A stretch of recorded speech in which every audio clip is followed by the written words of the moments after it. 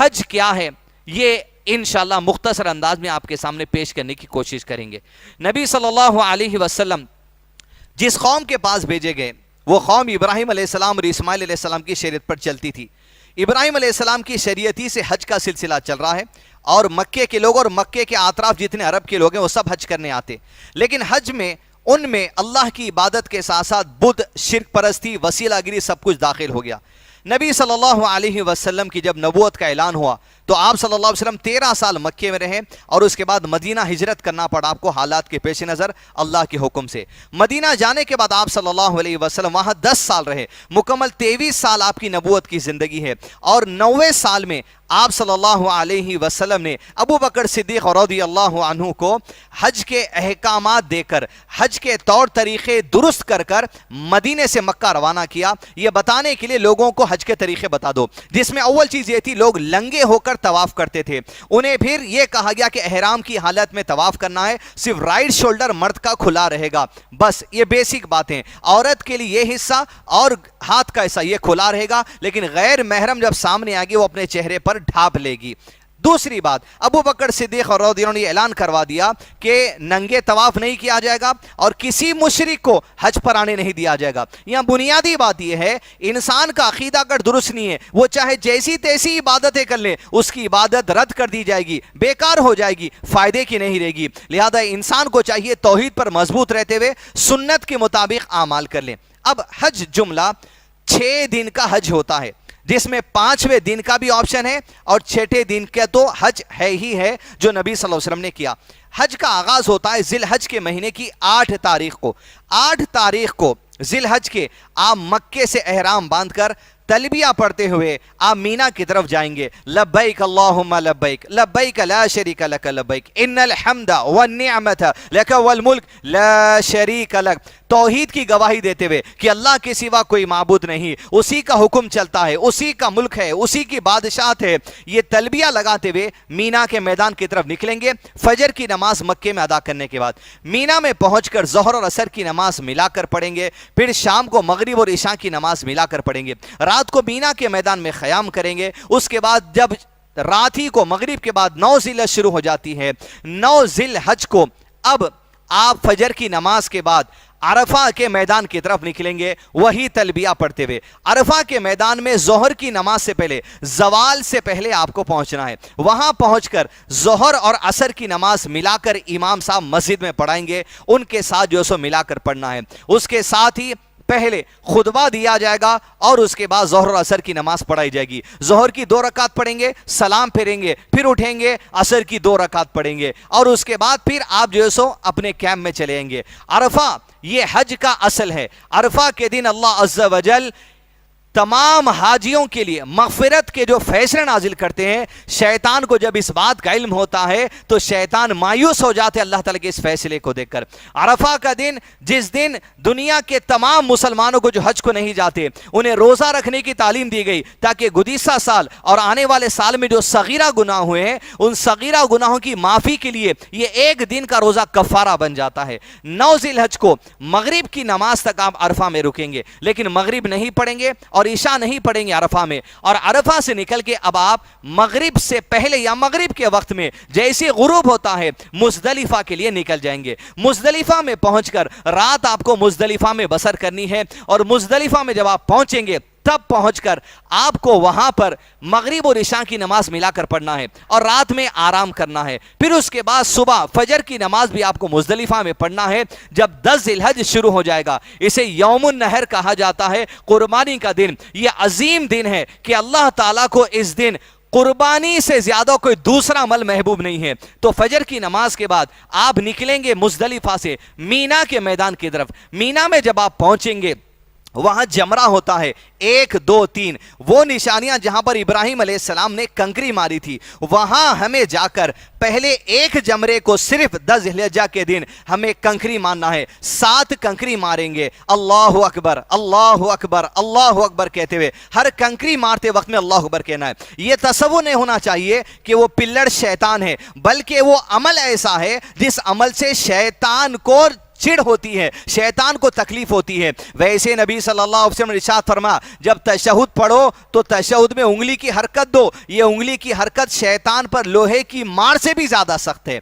उसके बाद 10 ज़िलहज्जा को आप कंकरी मारकर वहां से आगे बढ़ेंगे और आपकी कुर्बानी जो है वो वहां पर कमेले में, वहां जो स्लॉटर हाउस होता है वहां कर दी जाती है। अगर आप कुर्बानी करना चाहते तो आप भी कुर्बानी अपने हाथ से कर सकते, नहीं तो आपकी स्लॉटरिंग वहां हो जाएगी। उसके बाद अब आप सर के बाल निकाल देंगे, हलक करना है, पूरे सर के बाल निकालना है। नबी सल्लल्लाहु अलैहि वसल्लम ने पूरे सर के बाल निकालने वाले के लिए 3 मर्तबा जो सो दुआएं की हैं। हो सकता है आपकी कुर्बानी पहले हो जाए, बाल आपने पहले निकाल लिए, ये आगे पीछे हो सकता है, इसकी गुंजाइश उलमाए किराम ने दी है। फिर उसके बाद आप निकल कर बाल निकाल लेंगे और एहराम खोलकर सादे कपड़े पहन लेंगे और आप जाएंगे मक्का को, हरम काबतुल्लाह के पास तवाफ इफादा करने के लिए। वहां पर जब आप पहुंचेंगे तवाफ करने के लिए, सादे कपड़ों में आप जो सो तवाफ करेंगे 7 चक्कर। उसके बाद आप सही को जाएंगे, वहां सही के 7 चक्कर लगाएंगे। फिर ऐसे 7 चक्कर हो गए, उसी रात को आप निकलकर वापस मीना के दिन मीना आपको आ जाना है। ये आप 10 ज़िलहज्जा को भी आ सकते हैं, या शाम मगरिब हो गए तो 11 ज़िलहज्जा भी शुरू हो जाती है। तो जैसे तकमील हुआ आप फौरी जो सो आ जाएंगे, कहां पर, मीना के मैदान में। अब हज के अहम अरकान जो थे कंप्लीट हो गए। 11 तारीख को आपको मीना ही में रहना है, 12 को मीना ही में रहना है, 13 के दिन मीना ही में रहना है। 12 को भी आप मीना से चले जा सकते हैं अपनी होटल, या 13 को भी जा सकते हैं अपनी होटल। 11 तारीख के दिन आपको फजर जोहर की नमाज यहीं पढ़ना है और जवाल के बाद, जोहर के बाद आप निकलेंगे मीना में अपने कैंप से, और कैंप से निकलकर फिर आप जमरा के पास जाएंगे जो 3 है, वहां तीनों जमरा के पास आप कंकरी मारेंगे साथ साथ अल्लाहु अकबर कहते हुए, और पलट कर फिर वापस अपने कैंप में आ जाएंगे। मीना में 11 तारीख गुजारने के बाद फिर मीना में 12 तारीख भी आपको गुजारना है। 12 ज़िलहज की जोहर की नमाज के बाद, जवाल के बाद आपको निकलना है। निकलकर आप जो सो जाएंगे और कंकरी जो सो वहां पर 3 जमरा को साथ साथ अल्लाह अकबर कहते हुए मारेंगे, और वहां आगे ठहर के दुआएं करेंगे। इसलिए कि अज़कार पढ़ते हुए, दुआएं करते हुए, रहमत मांगते हुए, बरकतें मांगते हुए, मगफिरत मांगते हुए सारे हज को तकमील मुझको और आपको करना चाहिए। फिर उसके बाद आप 12 तारीख को जोहर की नमाज के बाद 7 कंकरी मार लेने के बाद आपका हज यहां मुकम्मल हो सकता है। आपकी नीयत पर बात है, आपने नीयत कर ली, हज खत्म। 12 तारीख को जोहर के बाद कंकरी मारने के बाद अपनी होटल चले जाइए, तमाम चीजें आपके लिए अब हलाल हो जाएंगी जिस पर पाबंदी लगी थी। उसके बाद नहीं, आप 13 को भी रुकना चाहते हैं, क्योंकि नबी सल्लल्लाहु अलैहि वसल्लम 13 तारीख को भी हज को रुके थे। पलटकर आपको मीना में आना है, मीना में आपको रात बिताना है। 13 तारीख के दिन सुबह फिर जब से जवाल हो जाएगा, जवाल के बाद आप निकलें और 7 कंकरी 3 जमरा को मारें। वहां से आप 13 तारीख को आपका हज मुकम्मल करके निकल सकते हैं आपकी होटल की तरफ। इस तरीके से हज में ये बेसिक बातें जो करना है। अब हाजियों को अल्लाह ताला ने कुरान मजीद में एक अहम नसीहत की, फज़कुरुल्लाह कज़िक्रिकुम आबाउकुम औ अशद्द ज़िक्रा, कि अल्लाह ताला का जिक्र किया करो कसरत से, ऐसे जैसे बाप दादा का जिक्र करते हो। औ अशद्द ज़िक्रा, बल्कि बाप दादा के जिक्र से भी ज्यादा तुम्हें अल्लाह का जिक्र करना चाहिए। अल्लाह का जिक्र करते हुए, कुरान पढ़ते हुए, नसीहत हासिल करते हुए, तर्जुमे से पढ़ते हुए, दुरूस पढ़ते हुए, अज़कार पढ़ते हुए, नमाज पढ़ते हुए, खुशू से रोते हुए, रहमतें, बरकतें, खैर, हिदायत मांगते हुए हमें जो सो अजीम काम जो सो करना चाहिए। ये इस्लाम का अहम रुकन है। ये जिस्मानी इबादत भी है, ये माली इबादत भी है। जिस किसी को अल्लाह ताला ने जो सो ताकत दी है माली एतबार से, जिंदगी में एक मरतबा उस पर हज पढ़ दे। फिर उसके बाद नबी सल्लल्लाहु अलैहि वसल्लम ने हदीस कुदसी में इरशाद फरमाया कि 5 साल में जिसके पास ताकत है, 5 साल में कम से कम एक मरतबा वो हज के लिए आ जाए। इसके लिए भी बड़ी रहमत और मगफिरत का वादा अल्लाह के नबी सल्लल्लाहु अलैहि वसल्लम के जरिए अल्लाह ताला ने हदीस कुदसी में किया है। नाज़रीन इकराम, आज साल 2021 चल रहा है। 2020 में गालिबन 10,000 लोगों को हज का मौका मिला। 2021 में अनाउंसमेंट आया है 60,000 लोगों को हज का मौका मिले। अल्लाह ताला हम तमाम को उन खुश नसीबों में भी शामिल करे जो हज की सादत अल्लाह ताला जिनको जिंदगी में अता करता है। कहीं हज करने की सादत हमें अल्लाह ताला दे और उस हज के जरिए अल्लाह ताला हमारी ईमान में इजाफा और ताजगी लेकर आए, आमीन। तो अजीज दोस्तों, लोगों को यह देखा गया है कि हज के मामले में सारी उम्र टालकर बुढ़ापे की जिंदगी में जाने की कोशिश करते हैं। उन लोगों का जिनका प्लान था 2020 में करेंगे, 2021 में करेंगे, 2022 में करेंगे, कहां गए आपके प्लानिंग्स?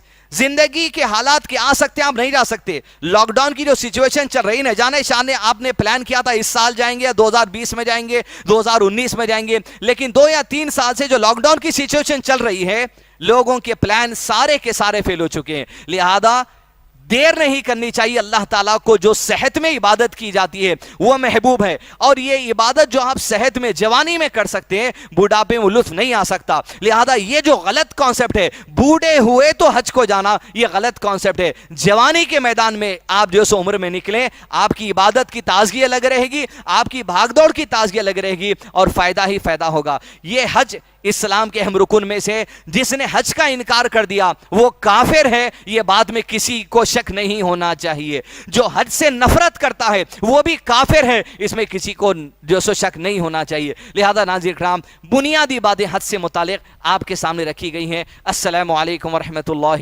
وبرکاتہ. رب اشرح لي صدري ويسر لي أمري واحلل عقدة من لساني يفقه قولي. رب اشرح لي صدري ويسر لي أمري واحلل عقدة من لساني يفقه قولي.